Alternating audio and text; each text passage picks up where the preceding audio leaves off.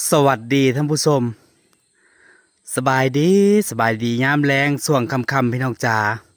ตะเว้นทั้งกระตกตอนนี้น่ะทุ่มกลัวาแล้วทั้งก็เริ่มมืดมื้อนี้ก็เป็นอีกมื้อหนึ่งบ่ได้มาหาหลานหน่อยเมื่อวานนี้บ่ได้มาหาเนาะมื้อนี้ก็เลยเข้ามานางยังบ่ได้นอนเลยพี่น้องเห็นบ่นางเล่นในรถเข็นอยู่นั่นนั่งเล่นในรถเข็นอยู่นั่นยิ้มแล้ว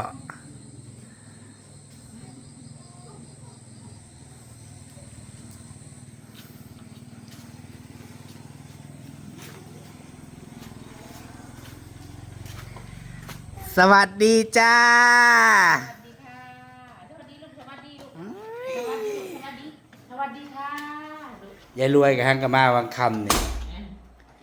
เบิร์ดมือพากันออกให้ออกหน้าเบิร์ดพี่น้องมาแล้วก็แอบบ่ให้โป่งพ่อแม่ก็ออกหน้ายายรวยก็ออกหน้าอยู่น้ำป้าไม่ใช่อยากไปทำไมจะป้าจะเข้าห้องน้ำผมไม่ได้เข้าแอบ บ่เห็นยายรวยเบิร์ดมือบ่ฮะนี่ไม่เท่าเมื่อป้ามันหายน้ำกรดเรา เขาหนีป่าเบิร์ดมือบ่ฮะ ใครเราเบิ่งคลิปกันได้ยินเสียงป้าพ่อแม่ก็หายบ่อยู่กับไผมื้อนี่ป้าเพิ่นลงมาเอาพี่น้องเนาะอยู่บ้านเหนือเนี่ยเพิ่นก็อยู่กับป้าเพิ่นแต่ว่าอยู่กับไผนางก็บ่ให้อยู่เบิดมื้อเขาส่งนมให้กินแล้วก็นอนแล้วก็กินบ่แต่กลางคืนจักมันเป็นเนี่ยมันคือหันใจไปทางปากขนาดภูมิแพ้บ่มันเป็นหอบเป็นหวัดบ่บ่มีขี้มูกเลยแต่มันบ่นอนมีแต่ไปนอนห้องแอร์แพ้แอร์บ่แม่มันอุ้มนั่งเมื่อคืนได้แพ้แอร์แม่ที่บ่ได้นอนทั้งลูกทั้งแม่ออกมานอนด้านนอกเด้อนาง6 เดือนกว่าเด้พี่น้องจ๋ามานอนบางอันปัดว่ามันก็บ่ได้อันนั้นกับก็ยังได้อุ้มคือเก่า6 เดือนกว่าแล้วจะเข้า7 เดือนแล้วสิเข้าเดือนที่7แล้วหน้าก็แลมเขาบ่ได้เห็นยายรวยเบิดมือบ่ยายรวยไปไสโป่งก็บ่ให้โป่งยายรวยไปดำนาพ่อแม่ก็ออกไปดำนาไปยังได้ก็ปิ้นหาเจ้าอยู่บ่แล้วมานั่งแค่นี้บ่เห็นเบิดมือมันก็แอวนี่เจ้าคือบอกบ่คือบอกไปดำนาแล้วเขาอยู่ยังเฮือนนี่บ่ออกไปก็คือเก่าพี่น้องพอออกไปยายรวยแล้วก็เอาบัดอยู่เฮือนเพิ่นกังเว้นเพิ่นมันร้อนได้ออกไปพุ่นน่ะเนาะเพิ่นก็เลยเอาไว้บ้านให้ป้าเพิ่นมาเอาเพราะป้าเพิ่นบ่ได้เฮ็ดให้เฮ็ดนาผู้แลบัดอันเขาเจ้าขึ้นไปดำนาฟังน่ะเจ้าขึ้นไปเที่ยงเทิงนะไปบ่ปีหน้าจำบ่ายแล้วมีย่างได้เนาะไปบ่ออกหน้าบ่ย่างได้น้ำกุนบ่เฒ่ามีเด้อปีหน้าเบิ่งแน่ได้รถเข็นคันใหม่อีกแล้วพุ่นคันเก่าพุ่นน่ะปลาเลยตำนึงคันนั้นน่ะบ่ขี่แล้วได้คันนี้โพดโพตำในโตกินเขาแล้วมานั่งตรงนี้เพิ่นสบายเนาะเลยตัวนี้มันเหมาะมันบ่อันนั้นมันหิวก้นมันหิวก้นมันเจ็บก้นตอนนั้นอันนี้เป็นเบาะปรับได้เด้อันนี้เบาะเพิ่นปรับได้ปรับเอ็นได้นี่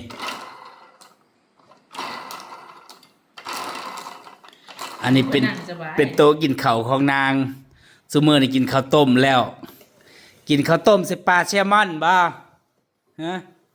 บ่ข้าวต้มใช่หยังบ่กินมื้อละ2 เทื่อ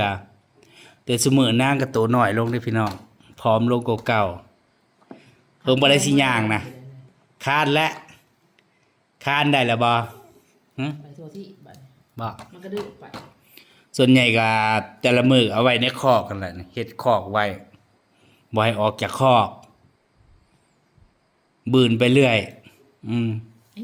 นี่คันอยู่ในโต๊ะนี่ก็อยู่เงียบๆอยู่ยิ้มลูกยิ้มผู้ยิ้มพูนอับเรามีปุ๊ยิ้มพ่อแม่นะฮะก็เข้ามาเมื่อกี้พี่น้องเข้ามาวังทุ่ม 1นี่เขาเฮ็ดกิน ยังไปเฮ็ดอยู่เฮ็ดกินอยู่กว่าสิขึ้นมาจากทงนามาแล้วก็เกลือหมูเกลือหยังอีก มาเขาร้านนี่เขาไม่เห็นยัง อย่ารวยกับมาแล้วก็เอาตลาดนี่ไปใช้บ่ได้หยัง ปลาที่หลงผัด นี่ อย่ายุ่งกัด นี่ ยุ่งหลา นี่ ยหลายยุ่งอะ อยู่บ้านนี่ยุงหลายแต่อยู่หน้ายุงบ่หลายเด้บ่แทบสิบ่มียุงเนาะอยู่ในบ้านอย่ารวยนี่มันโหกด้านหลังบ้านเพิ่นน่ะบ่จักต้นไม้บ่จักก่อค่าด้านนอกก็หญ้าก็หลาย โอ้ย ยุงก็หลายในเฮือนนี่บ่หลานนี่ก็เผลอบ่ได้ยุงกิน2ตุ่ม3ตุ่ม กินอยู่มื้อ กินจนหัวโน มื้อบ่ได้กิน หัวโปบ่เป็นไงมื้อนี้ไผมาเอาฮะบ่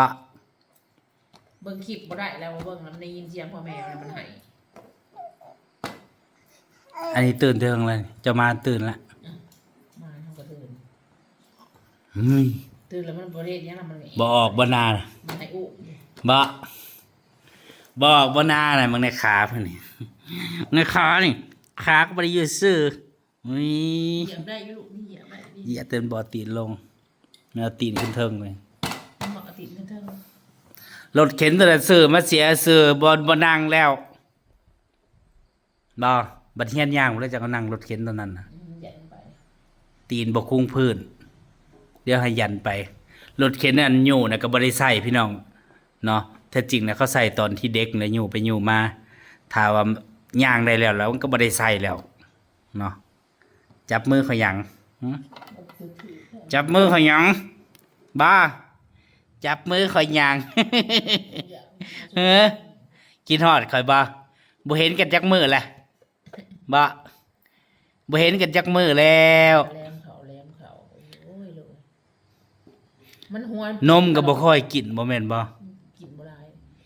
นมก็บ่ค่อยกิน มันคือหัวมันเปียกตลอดว่ะจังมันเป็นอีหยัง แพ้บ่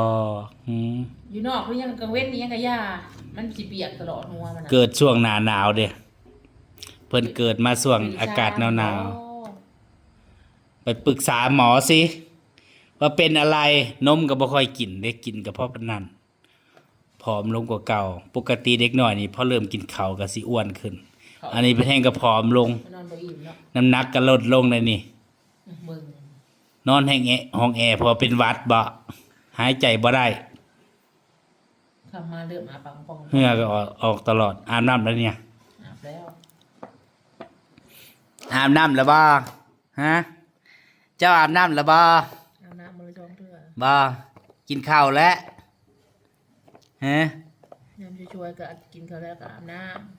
กินข้าวมื้อละเทื่อหรือ2เทื่อ ำ นี่ 2เทื่อ มื้อละ2เทื่อ มันกิ ตอนเช้า ได้ กับตอนแรงมันกินข้าวแล้วยังบ่ค่อยอยากกินนมนะบ่ฮะอีหนูกินข้าวบ่ในมือหน่อยนี่ฮะมือหน่อยนี่ไปไปอ่านหนังสือนิทานปะไปอ่านหนังสือนิทานปะ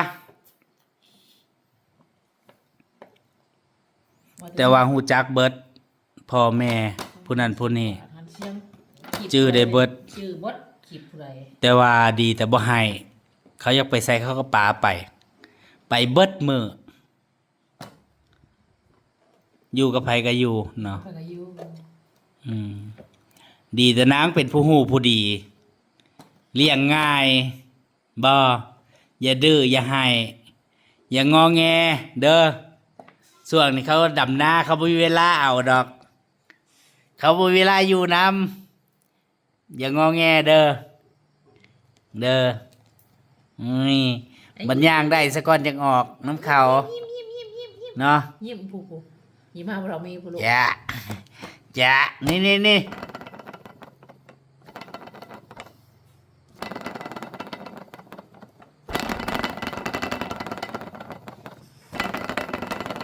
อยากเล่นแต่มือบ่ถึงอ่ะปัน เพิ่นก็อยากปั่นเพราะเพิ่นอ่ะปันนี่ปันเร็วๆนี่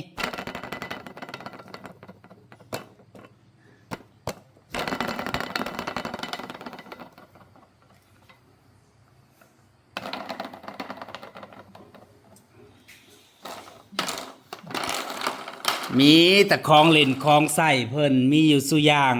กูแย่บอก เออ เงินอายัด เต็มเฮือนอยู่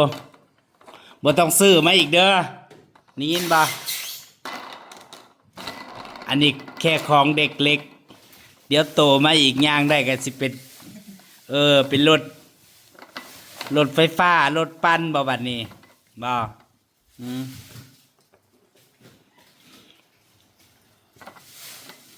นี่อันนี้เป็นโต๊ะกินข้าวของนาง ไม่ตัวไม่แพงสุดหน่อยจะมีเลยจะดูอยู่ในเป็นหน่อยไม่กระดูกมันๆหรอก คนงานก็ขึ้นวางสิทุ่มหนึ่งนี่ โอ้ จนสิมืดโลกกานะ มันเป็นอะไรกันนะ โลกง่ายกะเขานี่โลกง่ายโลกมาเนี่ยแทบบ่มีขี้ดินติดเลย โอ้ แทบสิบ่ได้เตะ บ่มีน้ มีกระเป่งใส่กะเขาพันธุ์ใหม่มันโลกง่าย ำสบายก็แต่น้อยจุเพิ่น เขาได้ร้อยเท่าไหร่100กว่า สิได้บริโภค มันได้170 180เพิ่นบอก สิเฮาสิได้ดำได้บ่เนาะ ผู้เดียวเด้2คนน่ะก็3ป่าไป300แล้ว300กว่าตื่ เป็น น ลูกกามวนแห่งขึ้นค่ำบ่ ตื่นเมากำลังเตรียมมันอาหารในทีมงานอยู่ กินยัง เนาะ ไม่ เห็นไปตึกกับป่าในน้องในสารเนาะเพิ่นอยากกินตำบักฮุงกับปิ้งป่าให้บ่มีตำบักฮุงให้ก็เลยให้เพิ่นแต่ยังบ่ทันได้ปิ้งดอกเดี๋ยวสิกลับไปตำบักฮุงให้เขาเจ้าอยู่บ่ตอนเที่ยงกินแกงหน่อไม้ เขาจะออกไปอย่างเห็นไหมแกงเล็งเต็มหม้อไอ้ที่ไผแกงขี้เหล็ก โอ้ยชาวอนแกงในเช้าเต็มหม้อใช่ไหม อืม เต็มหม้ออยู่ แกงใส่หยัง ไอ้บ่ได้เขาจะออกบ่อยากบ่กิน เขาบ่กินคอยนี่สิกิน เขาจะเอากินแต่ เบิ่งในฮอดน่ะพี่น้อง แต่หมู หัวน่ะเปียกตลอดเบิ่งในเปียกอยู่นี่นะ บังพัดลมบ่รู้ มันฮ้อน จะดับ อย่าดึงไปกินติล่ะแง้วนี่นี่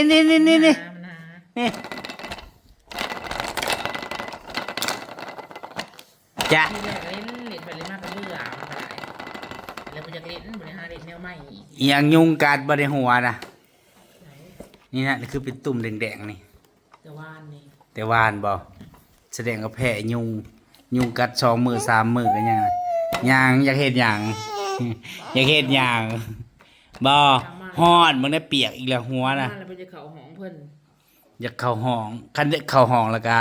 เสียงห้องเขาบ้าน บ่จักห้องบ่จักเฮบ่ มันเย็น ไปอยู่ห้องไป ไปเข้าไปห้องคันเข้าไปห้องแล้วห้องดังดัง นี่เขาอะไร ฮิเว้าพื้นห้องเลยอยากไปบ่ นั่น โอ้ยลักไล่หนวกหู ไปเข้าห้องปะเข้าห้องไป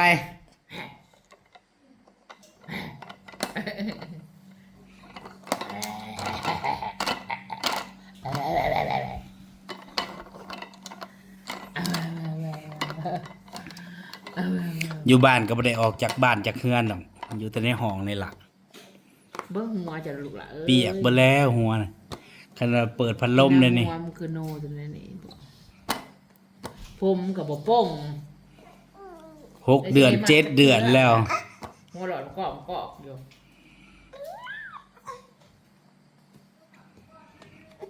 อยากเข้าห้องเลยนี่ค่ำมาเลยอยากเข้าห้อง เข้าห้องบ่ มูจักตื่นมากก็จะออกอีได้ ฮะเข้าห้องบ่อันนี้จะเป็นห้องนอนของนางนะจ๊ะ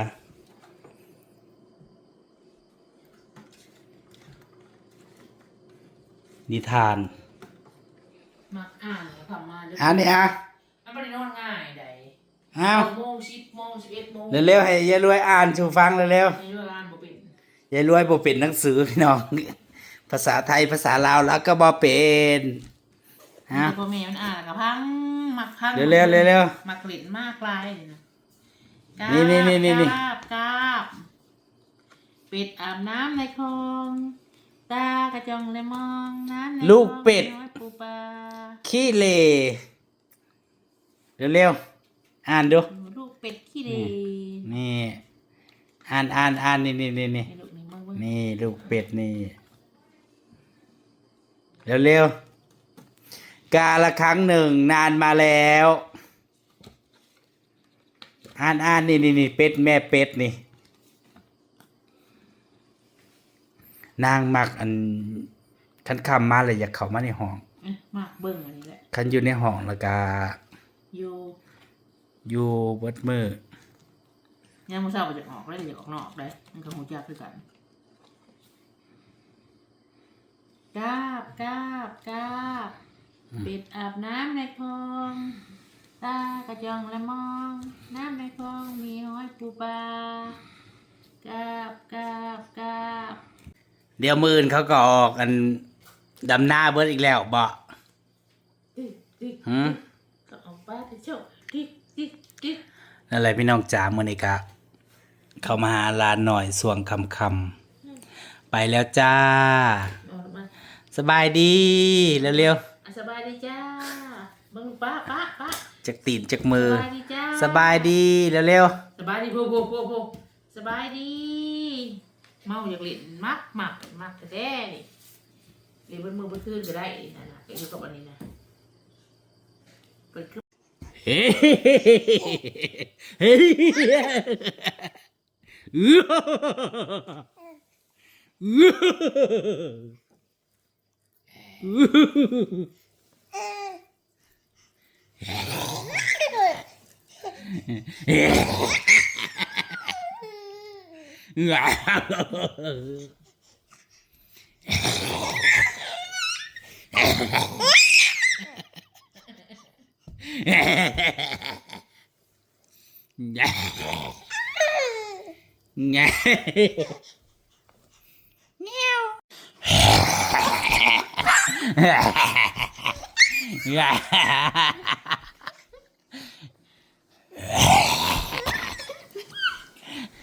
เนั่งอยู่จะยืนหยอก โอ้ยจักเม็ดอีหยังมาดิโอ้ยเอาอ่ะ